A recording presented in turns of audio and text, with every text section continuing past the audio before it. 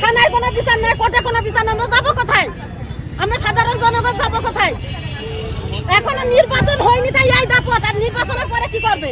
এই পর্যন্ত তার নামে মামলা করেছি, তার নামে বিচার দিছি, অমিত ভাইয়ের কাছে গেছি, অমিত ভাই মার কাছে গেছি। আমাদের এলাকায় লোক অবশ্যই যায়, কিন্তু সবাইকে টাকা খাওয়া খায়, সব মিথ্যে প্রমাণ করে। কিন্তু আমি আজ পর্যন্ত বিচার পাইনি।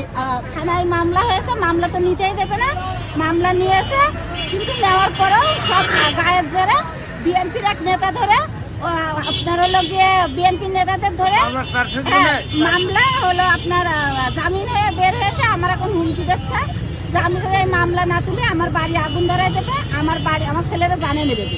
এটা আমার ভাই জেলায় করতে পারছিল না, এই জন্য আমার ভাইরে ওখানে মনে করেন ওরা মাদক ব্যবসাও করে, এই জন্য আমার ভাই জেলায় ওটা হচ্ছিল না, এই জন্য আমার ভাইরে পরিকল্পিতভাবে ওরা মার্ডার করেছে।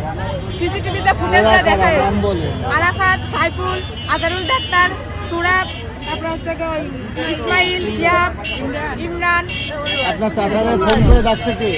আমার চাচারা ডাকছে ওয়ার্ড কমিটির সভাপতি, সেক্রেটারি সাইফুল।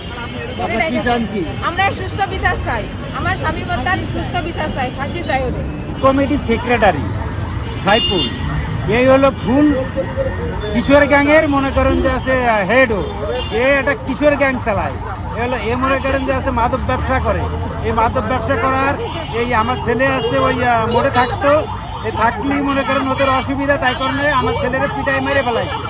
3-4 ঘন্টা ধরে 5-7 জন লোকে একবার 3-4 ঘন্টা ধরে পিটাইছে, নির্মমভাবে মনে করেন আমার ছেলেরা হত্যা করেছে। তার সমস্ত প্রমাণ রয়েছে। মূল পরিকল্পনাকারী আছে সাইফুল আর আজারুল।